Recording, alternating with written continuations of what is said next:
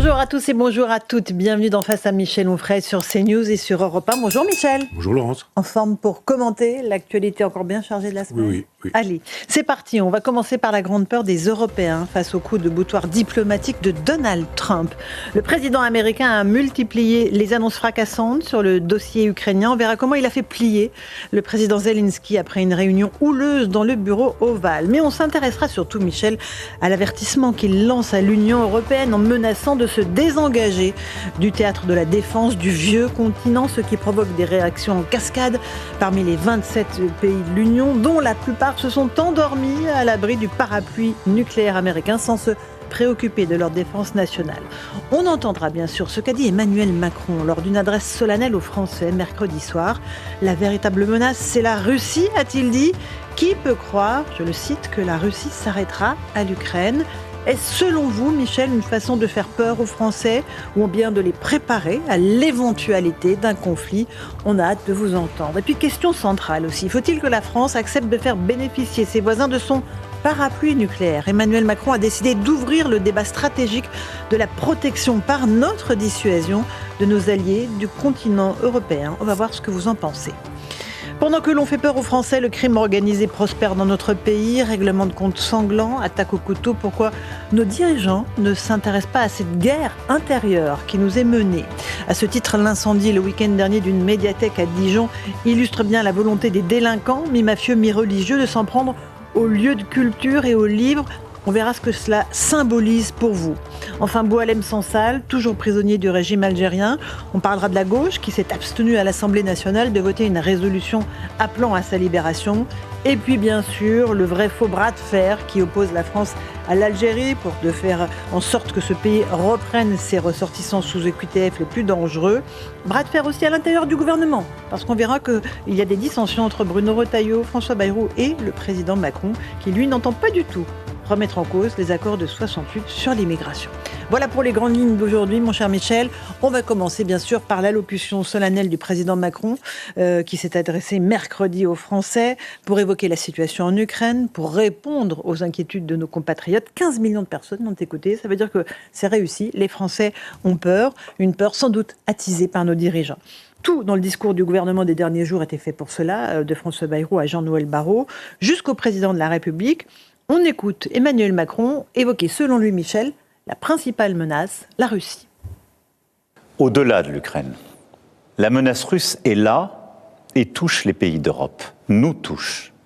La Russie a déjà fait du conflit ukrainien un conflit mondial. Elle a mobilisé sur notre continent des soldats nord-coréens, des équipements iraniens, tout en aidant ces pays à s'armer davantage.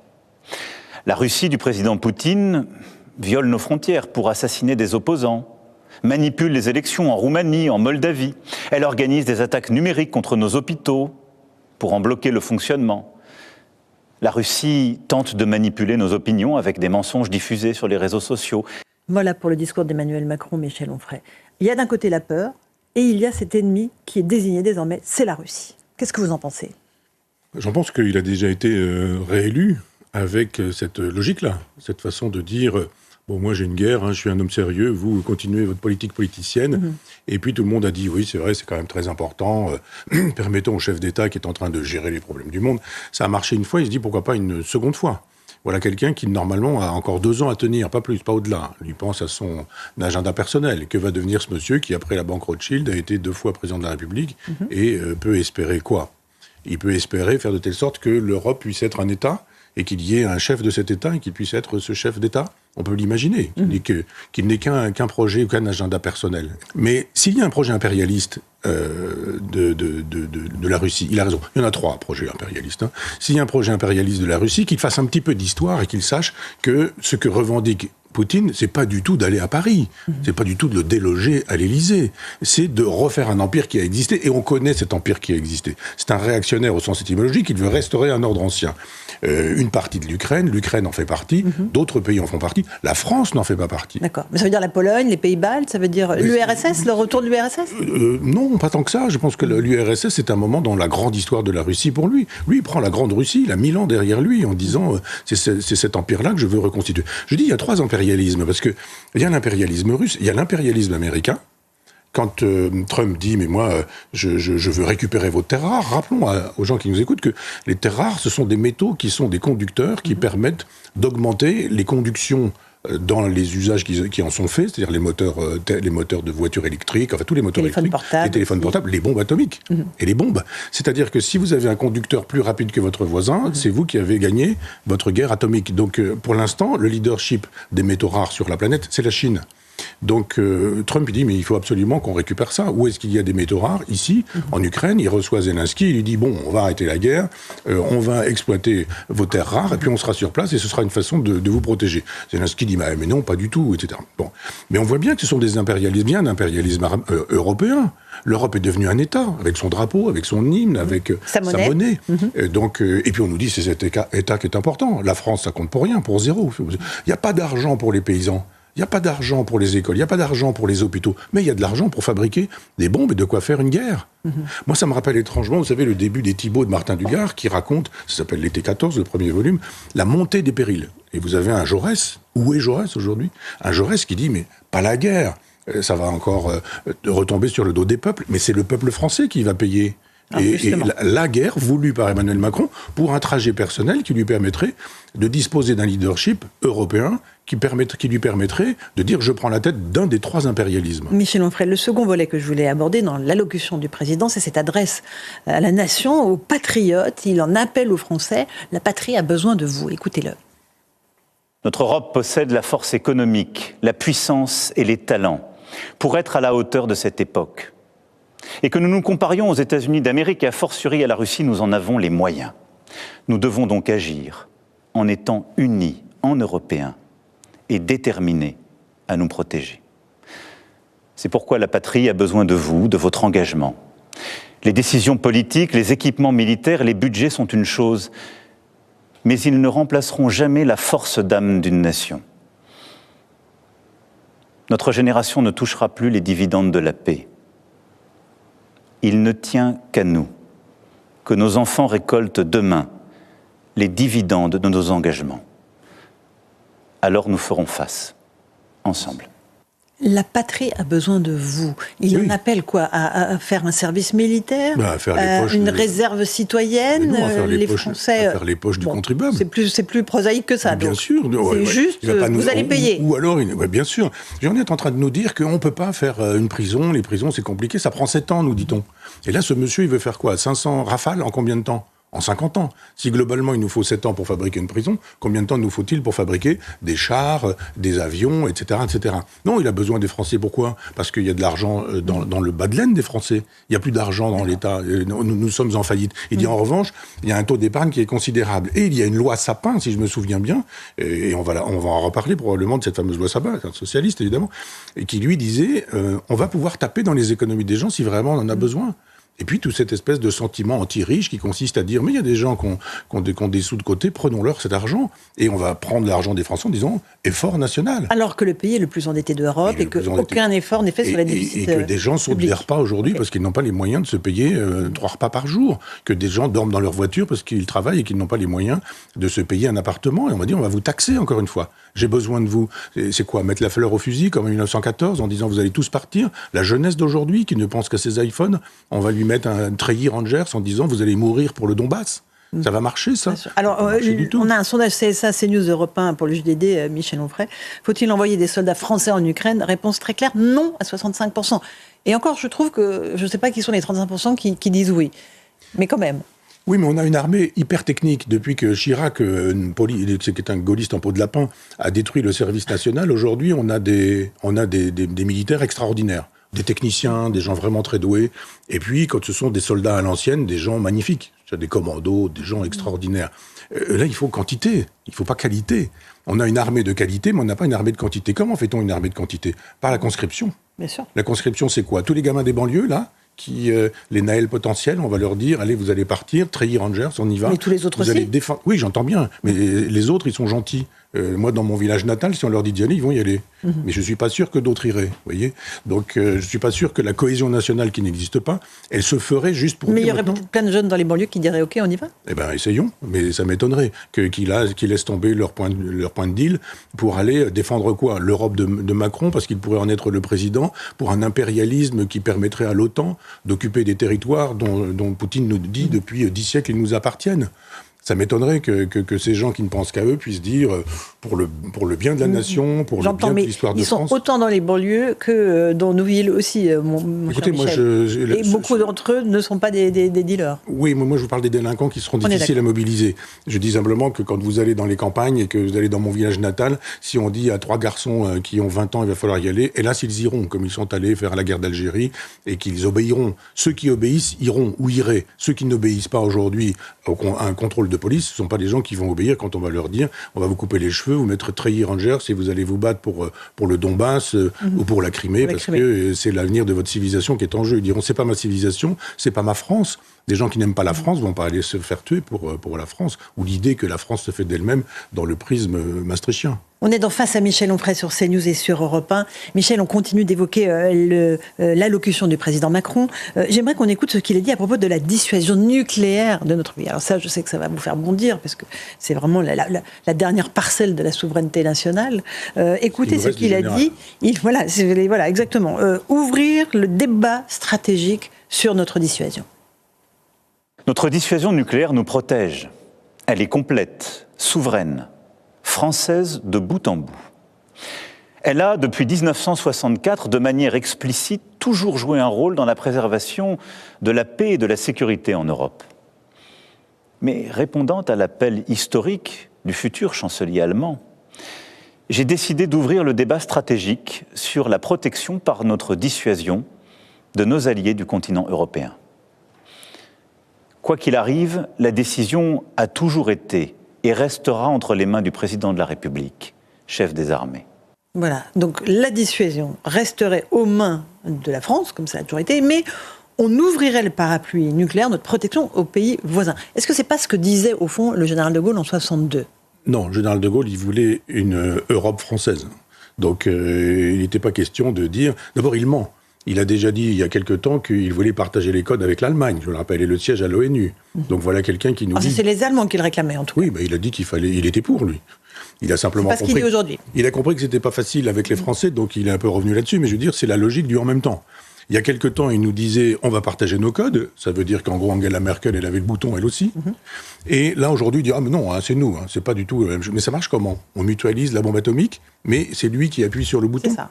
C'est-à-dire que s'il y a 15 pays qui décident, alors il faut quoi ? Il faut que les 15 pays décident à l'unanimité qu'on balance une bombe sur la tête de qui nous l'aura déjà envoyé sur la tête, de toute façon. Moscou, c'est très clair. Mais évidemment. Donc Lavrov fait savoir que c'est dangereux, et bien sûr que ça va devenir dangereux, la Russie, pour la France, avec des comportements comme cela. Mais c'est lui qui crée la dangerosité.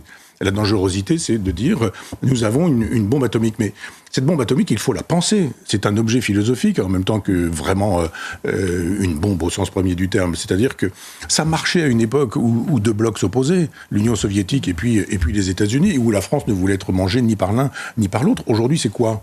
La logique. Ça sert à quoi la dissuasion nucléaire quand il s'agit de gagner une bataille en Afghanistan, par exemple, ou au Mali ? Ça sert à quoi quand la guerre qui existe dans nos murs, avec justement tout l'islamisme qui aujourd'hui dit allez-y, radical. Des coups de couteau, des coups des voitures béliers ou ce genre de choses. Ça sert à quoi d'avoir la dissuasion nucléaire ? Donc il y a un moment donné où il faut se poser la question de l'usage de la bombe atomique. Simplement avec les têtes nucléaires qui sont les nôtres. Si peut-être d'ailleurs l'Iran est en train de fabriquer sa bombe, peut-être d'ailleurs l'Iran peut dire qu'il a une ou deux ou trois ogives nucléaires, on n'en sait rien. Qu'est-ce qu'on va faire ? On va s'envoyer des bombes sur la tête en sachant que l'Iran s'en servirait comme un moyen de djihad et que c'est formidable de faire 20 millions de morts, puisque de toute façon, ça vous ouvre les portes du paradis. Et il faut repenser la bombe atomique. C'est fini l'époque Union soviétique et Amérique. Elle ne sert à rien. La bombe atomique, dans des conflits comme ceux-là, est-ce qu'il s'en est servi, Poutine, il a juste dit, je m'en servirai si vous mettez en péril notre propre territoire. Ça n'a pas encore été fait. Ça a été un peu tenté. On envoie une bombe, on regarde comment ça marche, etc., etc. Mais jusqu'où va-t-il aller, Macron, dans ce déclenchement de guerre. Il veut cette guerre. Il a envie de déclencher cette guerre. C'est d'une dangerosité extraordinaire. Un chef de l'État doit préserver son peuple. D'abord, je rappelle que quand on a perdu toutes les élections, sauf les élections présidentielles qu'il gagne dans les conditions qu'on sait, qu'une mobilisation générale de toute la presse, etc., etc. Quand on est si précaire, qu'on n'a pas de majorité à l'Assemblée nationale, est-ce qu'on peut décider tout seul d'une guerre ? L'autre jour, il y a quelque temps, là, du moins, il disait « Je vais bientôt vous redemander un certain nombre de choses ». Tout le monde dit « Oh, il va bientôt y avoir un référendum ». Je dis « Il n'y aura jamais de référendum, sauf un référendum et qui dirait « Est-ce que vous voudriez qu'Emmanuel Macron quitte le pouvoir ?» Ça, oui, il le gagnerait grandement, ce référendum, et qu'il le fasse d'ailleurs. Je dis « invite ». Mais il pourrait très bien faire un référendum sur cette question. Après, des constitutionnalistes vont dire « Oui, mais non, ça n'est pas possible. Tous ces référendums sont impossibles, donc ne les faisons pas, puisqu'on aurait l'avis du peuple et qu'on ne veut pas de l'avis du peuple. » C'est au peuple, puisque c'est l'argent du peuple. La bombe atomique, c'est l'argent du peuple. Je veux dire, cette bombe atomique, elle est fabriquée avec l'argent du contribuable. Non, c'est trop important, une guerre, pour qu'on puisse la déclarer de cette manière-là. Est-ce que nos intérêts vitaux sont en jeu en Ukraine ? Est-ce que notre destin se joue en Ukraine, comme nous l'a dit François Bayrou ? Oui, mais bien sûr, sottise totale. Oui, lui, c'est un européiste, donc lui aussi, il fait avancer le calendrier de Macron. Il n'est pas par hasard son Premier ministre. Il y a juste un moment donné où il faut arrêter de penser qu'on peut jouer à la guerre comme ça. C'est grave, la guerre. Michel Onfray, j'aimerais vous signaler aussi les propos de François Fillon dans Valeurs Actuelles. Lui, il estime que l'européanisation de la dissuasion nucléaire française, après Maastricht et le coup d'État permanent de Madame von der Leyen, ce serait le dernier clou du cercueil de la nation française. Vous êtes d'accord avec lui ? Oui, il a raison, bien sûr. C'est une dissuasion qu'il faut repenser. Il ne faut pas supprimer cette dissuasion, il faut la repenser. Puis il faut repenser d'autres façons de faire la guerre aujourd'hui. La cyberguerre, hein, ça existe, on est d'accord. Hein. Oui, mais justement, moi je ne suis pas au courant. Il faudrait demander d'ailleurs au général de Villiers ce qu'il en est. Où sont les budgets, ce qu'ont été les budgets, comment Macron à une époque disait supprimons les budgets de l'armée, comment il a viré comme un malpropre, viré comme un malpropre. Un général qui s'est tu, qui n'a rien dit, qui est parti avec dignité, parce qu'il a le sens de l'honneur. Mais ceci dit, d'un seul coup, c'est pareil, c'est du Macron. C'est-à-dire, on n'a pas besoin d'une défense nationale, puis là, d'un seul coup, on a besoin d'une défense nationale pourvu qu'elle soit européenne et qu'elle se fasse contre les Français. Il veut tuer des Français, il veut envoyer des jeunes au combat, il veut que le sang français coule pour le Donbass. Vous le pensez sincèrement ? Mais je dis, il veut, point d'interrogation. Je dis simplement que quand il dit qu'il va falloir s'engager, l'extrait que vous avez choisi, oui. C'est-à-dire, il va falloir du sang et des larmes. Il n'a pas osé faire son Churchill, c'était quand même un petit peu gros, ou son général de Gaulle, mais il n'arrête pas. Encore un mot de Michel Onfray, de cette Europe de la défense dont il est question absolument tous les jours, et depuis 30 ans, une chimère qui n'arrive pas à exister. Ursula von der Leyen a annoncé un plan de 800 milliards d'euros afin de réarmer l'Europe et fournir une aide immédiate à l'Ukraine. On est dans une réalité, là, où une Europe de la défense peut vraiment voir le jour, ou absolument pas, selon vous ? Mais ces gens se servent de la guerre pour faire avancer leur agenda. Il y a un impérialisme européiste qui consiste à faire avancer l'Europe en disant, comme quand on joue aux échecs, vous prenez des pièces. Et là, vous prenez un pays, puis vous reprenez un pays, puis vous reprenez un pays. Je rappelle quand même que la guerre en Ukraine, elle date de 2014. Les journalistes ont dit que ça a commencé avec l'invasion de l'Ukraine. C'est pas parce que les journalistes ont mis leur caméra que ça a commencé. Ça a commencé en 2014. Époque, d'ailleurs, où le gouvernement ukrainien bombardait ces minorités russes dans des pays, dans des régions comme le Donbass, par exemple. Donc il y a eu un moment donné où Poutine a dit « Non, moi je vais défendre ma population russe en territoire ukrainien. Donc faisons de l'histoire ». Il n'en fait pas, Macron. Mais s'il faisait un peu d'histoire, il verrait bien que là où il y a des problèmes avec l'identité de la Russie, il y aura des problèmes de guerre. Mais l'identité de la Russie ne se joue pas à Paris, et l'identité de Paris ne se joue pas à Moscou. Elle ne se joue pas à Kiev, d'ailleurs, non plus. Et elle ne se joue pas à Washington non plus. Bien sûr, mais on ne peut pas prendre toutes les guerres du monde sur nos épaules. On a l'impression qu'on nous présente désormais deux ennemis, la Russie et les États-Unis, qui, je rappelle quand même, au cours du siècle passé, sont venus à notre rescousse à 2 reprises. On a ce président américain qui... Alors, je vous vois tout de suite de... Oui. Ils sont venus. Oui, ils sont venus. Ils sont venus parce qu'ils avaient un intérêt. Non, parce que Hitler avait déclaré la guerre aux États-Unis, qu'Hitler était en train de mettre au point la bombe atomique, des avions à réaction, et que les Américains ne voulaient pas d'une guerre sur leur propre territoire. N'empêche que leurs GI sont morts sur les côtes normandes. Mais pas du tout pour restaurer la liberté en Normandie. Je vous renvoie au général de Gaulle. Ils avaient un projet d'Amgod qui était un projet d'occupation militaire avec une monnaie dédiée. L'impérialisme est dans le sang des Américains. Ils ont détruit les peuples indiens en allant de l'Est en Ouest pour les détruire totalement. Ils ont une espèce d'obsession comme ça. Mais ils sont nos ennemis, Michel ? Mais la France a des amis et des ennemis en fonction des intérêts ponctuels. C'est pas dans l'absolu, ils sont toujours nos amis ou ils sont toujours nos ennemis. Je dis simplement que oui, merci, c'est gentil, ils sont arrivés le 6 juin 1944, mais c'était pas parce qu'ils aimaient tellement les Français. Ils avaient juste envie de faire la guerre sur le territoire européen, ils avaient envie de faire de la France une colonie américaine. Le général de Gaulle, avec le discours de Bayeux et d'autres discours, a dit non merci. Ils avaient l'intention d'ailleurs de nommer des ministres vichistes, parce qu'ils savaient que les vichistes étaient anticommunistes, donc ça ne gênait pas du tout Vichy. Et d'ailleurs, la Shoah non plus n'a pas beaucoup gêné les Américains pendant très longtemps, jusqu'à ce que leurs intérêts soient en jeu. Et là, d'un seul coup, ils arrivent avec leurs intérêts. Les Américains ne pensent qu'en termes d'intérêts. La France pense aussi en termes d'intérêts, mais il y a son orgueil, sa vanité même parfois. Elle pense qu'elle a des valeurs, qu'elle a des idées à défendre. On n'a pas inventé Cyrano de Bergerac par hasard. Cyrano n'est pas un personnage américain, c'est pas un ricain, Cyrano. Donc je pense que la France aujourd'hui doit pouvoir défendre une idéologie, une idée, une pensée, une civilisation, une culture, sans aller voir du côté de l'Amérique en disant on aimerait tellement pouvoir encore être vos amis. Et les Américains ne sont que moyennement nos amis quand ça les intéresse. Et c'est exactement ce qui se passe avec Zelensky. C'est-à-dire avec Zelensky. C'est-à-dire les gens découvrent qu'ils disent mais finalement non, il est grossier et vulgaire Trump. Donc il dit tout haut ce que l'Amérique fait tout bas. C'est plus subtil, c'est plus délié quand il s'agit d'Obama, mais c'est exactement la même politique. Alors ce que je vous propose, Michel, c'est qu'on fait une petite pause dans Face à Michel Onfray sur CNews et sur Europe 1, et puis justement, on écoute Donald Trump à propos du président Zelensky. À tout de suite. Et on se retrouve dans Face à Michel Onfray pour la seconde partie de notre émission. Michel, on parle beaucoup de guerre aujourd'hui. On va parler aussi de la guerre intérieure dans un instant, celle que nous mènent les narcotrafiquants, les individus armés de couteaux et ceux qui roulent sur les policiers lors des refus d'obtempérer. Mais encore un mot des États-Unis. On évoquait à un instant le président Trump, l'attitude des États-Unis et ce qui s'est passé dans le bureau ovale avec le président Zelensky. On va écouter ce qu'a dit Donald Trump lors de son discours sur l'état de l'Union, à propos notamment du président Zelensky qu'il avait sérieusement secoué et humilié dans le bureau ovale. On l'écoute. Il est temps d'arrêter cette folie. Il est temps d'arrêter les massacres. Il est temps de mettre fin à cette guerre insensée. Si vous voulez mettre fin aux guerres, vous devez parler aux deux camps. J'ai reçu une lettre importante du président ukrainien Zelensky. La lettre dit que l'Ukraine est prête à s'asseoir à la table des négociations dès que possible pour se rapprocher d'une paix durable. Personne ne veut la paix plus que les Ukrainiens, a-t-il déclaré. Voilà pour Donald Trump qui dit que ça y est, M. Zelensky, après la séquence du bureau ovale, est prêt à accéder à l'accord que veulent les États-Unis. Et le président Trump répète qu'il veut la paix. Il est le grand défenseur de la paix, pour vous ou pas ? Non. Vous savez, c'est la fable de La Fontaine, l'huître et les plaideurs. Vous avez deux personnes qui viennent de trouver une huître, il y a une perle dedans, et ils sont en train de dire non, c'est moi qui l'ai trouvé, non, c'est moi qui l'ai trouvé. Il y a quelqu'un qui arrive et qui dit hop, il prend la perle, et puis voilà. Lui, il veut résoudre le problème de la paix en disant je mets la main sur les terres rares de l'Ukraine. Mais il veut quand même résoudre la paix et installer la paix. En même temps, il se sert de la paix. Et il se sert de la paix parce qu'il sait qu'actuellement, la Chine, qui est son grand ennemi, a la domination avec les terres rares qu'elle possède, parce que la Chine est allée ravager la totalité de l'Afrique pour récupérer les terres rares. Et donc, la Chine a le leadership sur les terres rares. Donc, il sait qu'il est accompagné par la Russie, pour ce qui est de l'Afrique. Oui, eux ont aussi effectivement un nombre incroyable de métaux rares dans leur propre sous-sol. Et là, il dit en gros, mais vous avez une perle, mais moi je vais la récupérer. Elle n'est ni à toi, elle n'est ni à Zelensky, ni à Poutine, elle est à moi.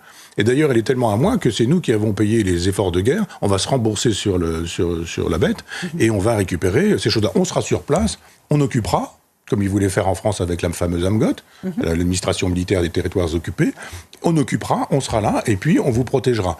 Zelensky, il est un peu gaullien dans cette logique-là, et il dit, non, c'est pas comme ça que ça va se passer. Qu'il est gaullien. Sur ce sujet-là... C'est pas qu'il a fait une erreur dans le bureau ovale ? Ah non, pas du tout. Non, pas du tout. Non. C'est-à-dire, Trump, d'abord, l'erreur manifeste, c'est de mettre des caméras, c'est de mettre des journalistes et de faire de la diplomatie devant la planète entière. C'est pas une émission de télévision, la diplomatie. Donc, dans les rencontres comme ça, qui se font derrière des portes capitonnées avec des gens qui s'engueulent, qui se disent vraiment des choses pas possibles. Ils se le disent, mais puis après, on finit par trouver... Là, vous dites, mais on a pris à témoin la planète entière. Donc, l'autre, il fait son kéké, Trump. Et c'est quand même une espèce de personnage Oui, mais il y a 40 minutes où l'entretien se passe très très bien, et ça dérape sur les 10 dernières minutes aussi. C'est Vance qui met de l'huile sur le feu. Pardon ? C'est Vance qui met de l'huile sur le feu. On est d'accord. C'est lui qui, à un moment donné, dit oui, mais enfin, vous, là, et on voit bien même la gestuelle, quoi. Il dit, mais vous êtes allé même en Pennsylvanie soutenir notre adversaire, etc. Évidemment, il agresse. Et Zelensky reste élégant et courtois. Il n'agresse pas, lui non plus. Il donne des informations. Et à un moment donné, il faut arrêter quand même de dire on ne parle pas comme ça, etc. Non, on ne se comporte pas de cette manière-là avec un chef d'État. C'est un chef d'État qu'il avait traité de dictateur précédemment. Donc on négocie, on accepte, on prend des coups. Lui, Trump, il veut bien en donner, mais il ne veut pas en prendre. Alors, moi, j'ai cru à un moment donné que c'était Zelensky qui a dit « Bon, je m'en vais ». J'avais même fait un texte dans cet esprit, en disant que c'était très gaulliste ou très gaullien. En fait, non, il s'est fait mettre à la porte. Mais c'est pas comme ça qu'on procède. Mais l'erreur, c'est Trump. C'est de dire « Moi, je suis tellement malin, je suis tellement doué que je vais faire un grand show télévisé avec la diplomatie. Toute la planète va y avoir droit. » Je ne sais pas s'il sait que Poutine peut regarder ce genre d'émissions et que d'ailleurs, Poutine les regarde, ce genre d'émissions. Et qu'il s'adresse à la planète entière, c'est-à-dire au fin fond du Texas, aux paysans du fin fond du Texas, en même temps qu'à Lavrov et qu'à Poutine, etc. Et puis après, il dit « Oh, ça dérape et tout le monde est en train de m'écouter, je ne peux pas me permettre. » Et donc, il y a une espèce de surenchère de testostérone. C'est pitoyable. C'est là qu'est l'erreur, c'est de ne plus faire de diplomatie, comme Macron qui a supprimé le corps diplomatique, qui a ravagé le Quai d'Orsay, qui a fait de telle sorte qu'on nomme des copains à des postes qui sont extrêmement importants. C'est un métier, la diplomatie. Alors, mais le résultat des courses, c'est que le président Zelensky accède désormais à toutes les demandes américaines, puisque les États-Unis et Donald Trump a annoncé qu'il a raté l'aide militaire à l'Ukraine. Donc la réalité, c'est que sans l'aide américaine, l'Ukraine s'effondre. Oui, mais c'est ça la fameuse paix que souhaiterait Trump. C'est une paix où il tord le bras des gens en disant maintenant, c'est comme ça que ça va se passer. Oui, c'est comme ça que ça va se passer. Je veux ceci et je veux cela. Zelensky résiste. Il résiste avec qui? S'il s'agit de résister avec un Macron qui n'a que ces petites œillères de petits personnages, je vous rappelle l'Ecclésiaste, malheur à celui dont malheur à la ville dont le prince est un enfant, et qui lui pense qu'il faut faire la guerre, il faut faire la guerre, il faut faire la guerre, les cow-boys et les Indiens. Si effectivement l'alternance, la solution, c'est de répondre à Poutine ou de répondre à Trump en disant nous allons faire une guerre et que nous allons mener en Europe et nous allons gagner contre la Russie qui, elle, a des têtes nucléaires, qui, elle, a un nombre incroyable de gens qui, au doigt et à l'œil, vont se mobiliser. Si en Russie, on vous dit vous partez et que vous partez pas, vous partez en tôle ou éventuellement vous prenez une balle dans la tête. C'est pas exactement la même chose que chez nous en France où on ne mobiliserait personne, on n'a pas de matériel, on n'a pas la possibilité de construire un matériel avant je ne sais combien d'années. Je rappelle 7 ans pour faire une prison en France et 7 jours pour fabriquer des Rafales. Faut être sérieux. Donc il fait le va-t-en-guerre et c'est extrêmement dangereux de jouer des cartes qu'on n'a pas. Il joue au poker menteur et la France n'a pas ces cartes-là. Simplement, qui va payer? Le peuple français. Comme d'habitude, le contribuable français. Ah ben oui, mais on ne peut pas accepter ça. Alors parlons justement de notre guerre intérieure à nous, parce qu'il y a la guerre qu'on nous présente tous les jours au plan international, la guerre qui nous est menée par la délinquance, par la violence, qui se poursuit sur tout le territoire national, pas un jour sans règlement de compte avec des kalachnikovs ou des attaques au couteau entre mineurs. Et puis il y a eu aussi quelque chose qui m'a marqué et qui vous a marqué aussi, Michel, ces attaques de bibliothèques, de médiathèques. La dernière en date à Dijon, la médiathèque Champollion, qui est partie en fumée. Il y avait déjà eu une première attaque, une tentative d'incendie. Le deuxième a ravagé la médiathèque. Ce n'est absolument pas anecdotique. On va d'abord entendre quelques réactions d'habitants de Dijon qui sont évidemment consternés. Puis on va voir ce que ça signifie de s'en prendre aux lieux de culture. On les écoute.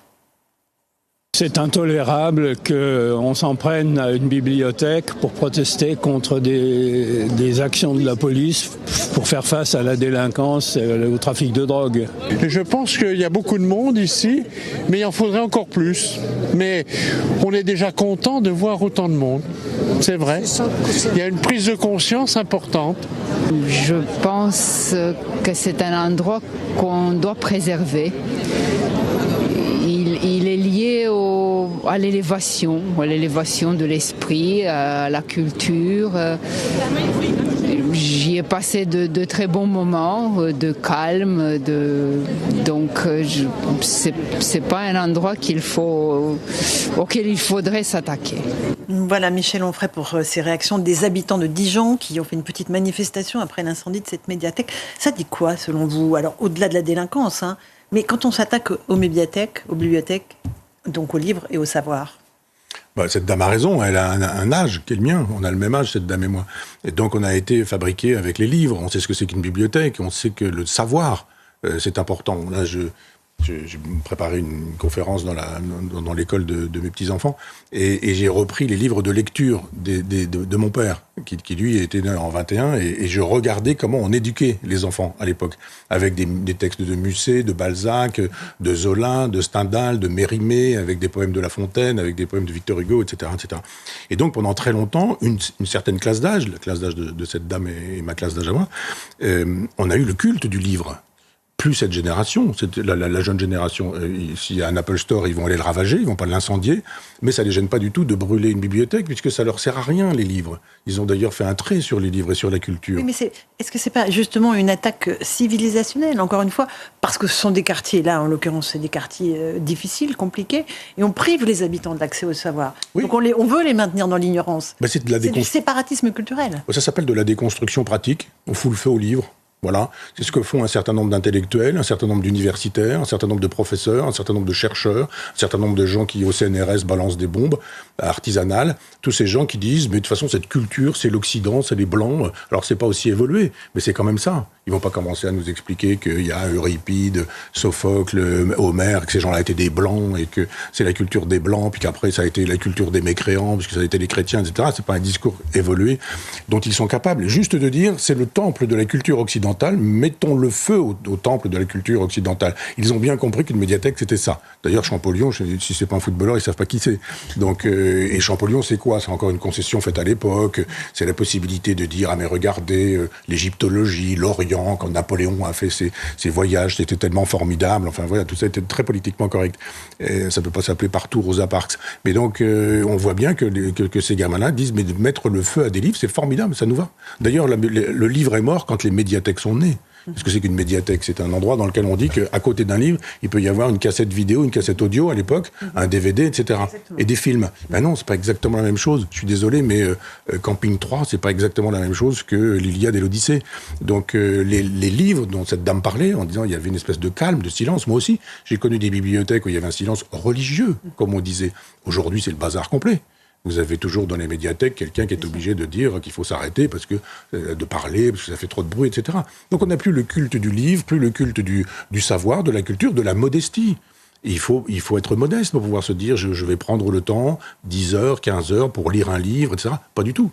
Donc c'est le signe que les barbares sont là et qu'ils ont effectivement leur façon de traiter la culture occidentale, une façon très déconstructionniste. Michel Onfray, on est face à Michel Onfray sur CNews et sur Europe 1.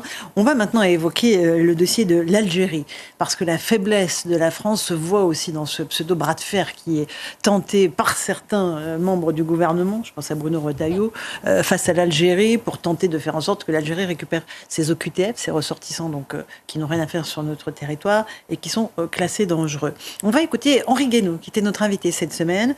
Il estime, lui, que nous faisons face au Sud global et que notre faiblesse est évidente. Écoutez-le. Nous nous sommes mis face au Sud global. Il faut bien comprendre ça. Quand on traite du problème algérien, qu'on se tape sur la poitrine en disant « vous allez voir ce que vous allez voir », on retrouve cette question. Qui est maître du Sahel aujourd'hui? Les Russes. Qui est le principal allié de l'Algérie? La Russie. Qui fournit tout l'armement algérien? La Russie. Qui fournit beaucoup d'argent à une partie du pouvoir algérien? La Russie. Derrière, il y a la Chine. Et même les États-Unis, maintenant, se rapprochent de l'Algérie. Et l'Algérie des États-Unis, d'autant plus facilement, ils ont commencé avant, mais là, d'autant plus facilement que les Américains et les Russes sont en train de se réconcilier. Vous êtes d'accord avec Henri Guénaud, Michel Onfray? Oui, sauf sur l'expression sud global qui ne veut rien dire. Moi, je pense en termes d'impérialisme, on voit bien qu'il y a des empires qui s'entendent. Et de fait, l'empire chinois, l'empire russe, l'empire iranien sont des empires qui font cause commune. Mais ils font cause commune à cause de nous. Je vais presque dire, grâce à nous. Enfin, tout ce que fait Macron permet de fabriquer une Europe, une Russie qui ne se fait pas avec l'Europe. Je rappelle que la Russie, elle est quand même partiellement européenne. Et quand on nous dit l'Ukraine, l'Europe, on oublie qu'il y a une partie européenne de la Russie, puis une partie asiatique, et qu'elle est coupée en deux, cette Russie, et que quand le général de Gaulle parle de l'Atlantique ou de l'Europe de l'Atlantique jusqu'à l'Oural, il faut regarder les cartes. que les gens prennent une carte, regardent où passe l'Oural, en disant mais cette partie, il y a eu un moment donné où il l'a joué, Poutine, en disant mais jouons l'Europe de l'Ouest, allons-y. Et puis quand l'Europe de l'Ouest a dit non, trop petit mon ami, et puis tu n'es qu'un sale gueux, l'Union soviétique venait de s'effondrer, lui il a dit je me tourne de l'autre côté. C'est pas très compliqué. Et ce que dit Henri Guénaud aujourd'hui, c'est qu'effectivement l'union s'effectue avec la partie Est, avec l'Asie, et l'union de la Russie plus de la Chine, qui risque de se faire également avec l'Iran. Ça va fabriquer 3 impérialismes qui n'en seraient qu'un. Je vous assure que l'impérialisme maastrichtien ne va pas peser lourd dans cette affaire. Et alors juste la faiblesse diplomatique de la France, qui est très claire. On va écouter juste un extrait où on entend Bruno Retailleau dire « Je veux dénoncer les accords de 68 par rapport à l'Algérie » et Emmanuel Macron qui dit « Mais exactement l'inverse ». Écoutez les deux hommes en quelques secondes. J'ai déposé au Sénat, ça devait être en 2018 ou 2019, une résolution 2018. Pour abroger cet accord de 68 qui est totalement dérogatoire et qui fait qu'on a une immigration algérienne de peuplement, d'installation très familiale quand vous la regardez par rapport, par exemple, à celle qui vient du Maroc. Donc, moi, j'assume tout. Les accords de 68, on avait lancé ce processus, on ne va pas les dénoncer de manière unilatérale, ça n'a aucun sens. Et je pense que les choses se font bien quand elles se font avec exigence, avec engagement. Mais il ne faut pas qu'elles fassent l'objet de jeux politiques ou qui soient. Voilà pour Emmanuel Macron qui dit qu'il n'est pas question de remettre en cause de façon unilatérale les accords de 68. Dissonance au sein de la France. Comment voulez-vous qu'on pèse face à l'Algérie, Michel Onfray ? Ah mais lui, il collabore avec l'Algérie. Vous savez, le sage montre la lune et l'imbécile regarde le doigt. Et là, pour le coup, il nous montre la Russie en disant le danger est à nos portes. Mais le danger, il est algérien en France. Je rappelle quand même que nous avons un otage français qui est Boualem Sansal, et que cet otage, on n'en fait rien. Que nous avons un gouvernement algérien qui se moque absolument de nos demandes et de nos sollicitations, qui se moque absolument qu'on puisse lui renvoyer des OQTF. Il y a des appels à une espèce de guérilla. On voit bien que Emmanuel Macron ne va pas dans certaines manifestations contre l'antisémitisme, par exemple, parce qu'il ne faut pas agresser la rue, voire la rue algérienne. L'affaire du Naël Merzouk, il est franco-algérien. Comme par hasard, on s'en vient agresser un policier en disant qu'il a voulu tuer, et qu'il s'est réveillé le matin en disant « Moi, je veux tuer du franco-algérien ». Pour quelle raison ? Parce qu'il faut absolument calmer la rue franco-algérienne. Et pour l'heure, s'il y a vraiment un danger pour la politique intérieure, pour la sécurité des Français, ce ne sont pas les chars russes qui ne menacent pas Paris, c'est dans la réalité les coups de couteau qu'on voit régulièrement, les influenceurs qui invitent à massacrer des Français, les OQTF avec un certain nombre de franco-algériens, etc., etc. Donc il faut arrêter de dire « Regardez par là, c'est ici que ça se passe, et c'est Poutine le méchant ». Pendant qu'on est en train de dire à ceux qui disent clairement il faut agresser la France, elle est détestable, on a un chef d'État qui nous dit vous avez raison, la France est détestable et continue à nous agresser. C'est inacceptable, aussi bien de laisser croire que Poutine est l'ennemi qui est le plus dangereux pour la France, que de ne pas dire qu'il y a un ennemi qui lui nous dit qu'il est notre ennemi. Et on ne veut pas l'entendre, c'est pourtant clairement dit. Moi, je ne souhaite que la sortie de ces geôles, de sa geôle de Boualem Sansal. Absolument. Vous évoquez la colère des policiers parce qu'effectivement, l'un d'entre eux qui a déjà été incarcéré après avoir abattu, vous l'avez évoqué en juin 2023, le jeune Naël à Nanterre, sera peut-être traduit devant la justice, ça dépendra du juge d'instruction, pour meurtre. Donc il comparaîtrait devant les assises pour meurtre. Ce sont les réquisitions du procureur de Nanterre. On va écouter ce qu'en pensent ses collègues. Ils sont absolument furieux. Écoutez Rudy Mana du syndicat de police Alliance. Vous savez, on a reçu des milliers de messages chez Alliance, on a reçu des milliers de messages de collègues qui étaient écœurés. Le mot qui est ressorti aujourd'hui, c'est écœuré, de voir qu'on nous traite de meurtriers. On n'est pas des meurtriers, vous l'avez bien compris. 140 000 forces de l'ordre, des hommes et des femmes qui se lèvent le matin pour garantir la paix publique. Ça a créé un véritable séisme. Quand je vous dis ça, je vous le dis vraiment parce que je ne l'avais jamais ressenti d'une telle manière. Les collègues sont vraiment, vraiment écœurés et choqués par cela, parce qu'encore une fois, on n'est pas des meurtriers. Et vraiment, je veux le dire et le redire, aucun policier n'est un meurtrier dans l'exercice de sa mission, et encore une fois, s'il peut éviter d'utiliser son arme, je vous assure qu'il le fera. Voilà pour Rudy Mana, policier, Michel Onfray, qui dit « On n'est pas des meurtriers ». Ben, je souscris absolument. Les meurtriers, on sait où ils sont. On a des informations les concernant pratiquement tous les jours. Les crimes, les meurtres, les viols, etc. Ça, ce sont des meurtriers. Je crois que... Moi, je ne connais pas le dossier, évidemment. C'est toujours périlleux. Il faut que la justice passe dans ce dossier. Il faut que la justice passe. Mais moi, j'avais cru entendre parler d'un rapport qui montrait que si le fameux Naël n'avait pas accéléré pour repartir, alors qu'on l'avait interpellé, jamais le coup ne serait parti. Donc on voit bien que ça ne peut pas être un meurtre. Le meurtre, c'est de dire je vais me le prendre. C'est-à-dire qu'il y a une intention. Mais voilà. Mais qui peut imaginer qu'un policier, dans une démocratie, puisse prendre l'initiative froidement d'abattre quelqu'un parce qu'il serait franco-algérien? C'est de l'idéologie, ça. C'est pas possible, c'est pas pensable. Alors qu'il y ait des partis politiques pour défendre ça, pour des raisons électoralistes, et puis en plus de ça, le PS qui suit, puis les écologistes qui suivent, ça fait du monde. Hein. C'est quand même assez terrible. Mais on voit bien que c'est un procès politique. Évidemment, c'est un procès politique, parce que vous pouvez remettre dans la rue des gens, et vous n'allez pas remettre les mêmes. Ce ne sont pas les policiers qui vont aller dans la rue pour mettre le feu en disant c'est inacceptable. On voit bien lesquels pourraient le faire. Donc oui, bien sûr que c'est un procès politique, et que ce policier qui a passé 5 mois en prison quand même, vous vous rendez compte? 5 mois en prison, pourquoi? Parce qu'il n'aurait pas fallu qu'il rencontre des gens pour redonner une version avec des copains qu'il aurait pu bricoler, etc. 5 mois de prison. Mais attendez, c'est quand même impensable. Et puis toute l'idéologie ce pauvre petit ange. Là. Oui, mais il est mort.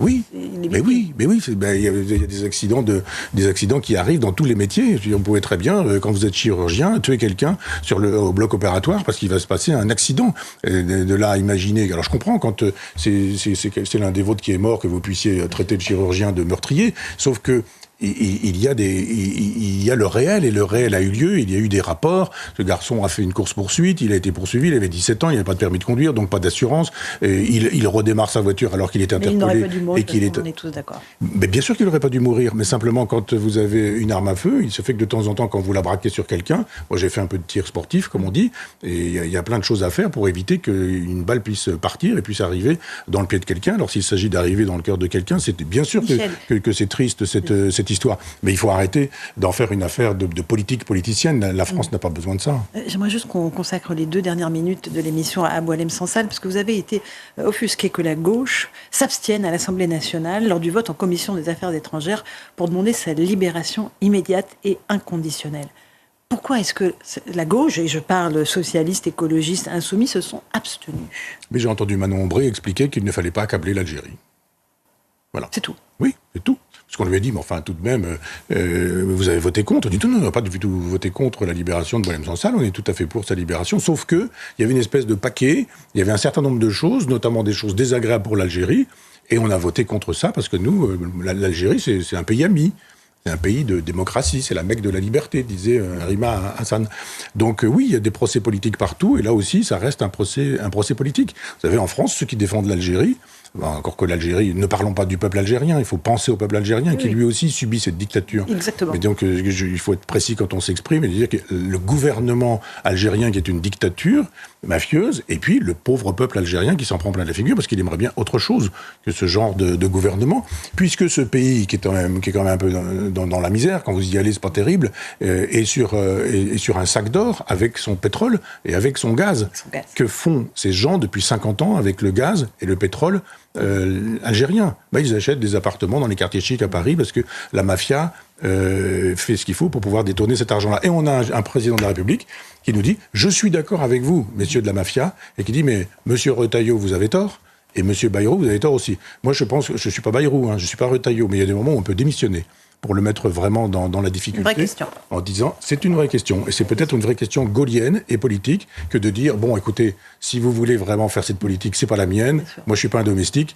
Donc, vous allez vous retrouver un Premier ministre, vous allez vous retrouver un ministre de l'Intérieur. Et puis, pour tel ou tel, peut-être partir en campagne pour d'autres projets. Michel, merci beaucoup pour cette émission fabuleuse. Je signale le nouveau Front Populaire, votre revue, qui est fasciste. Alors ça, on en parlera la semaine prochaine, parce qu'il y a vraiment beaucoup à dire. Je vous signale aussi, évidemment, le JD News, avec la liberté d'expression en danger, qui est un grand dossier.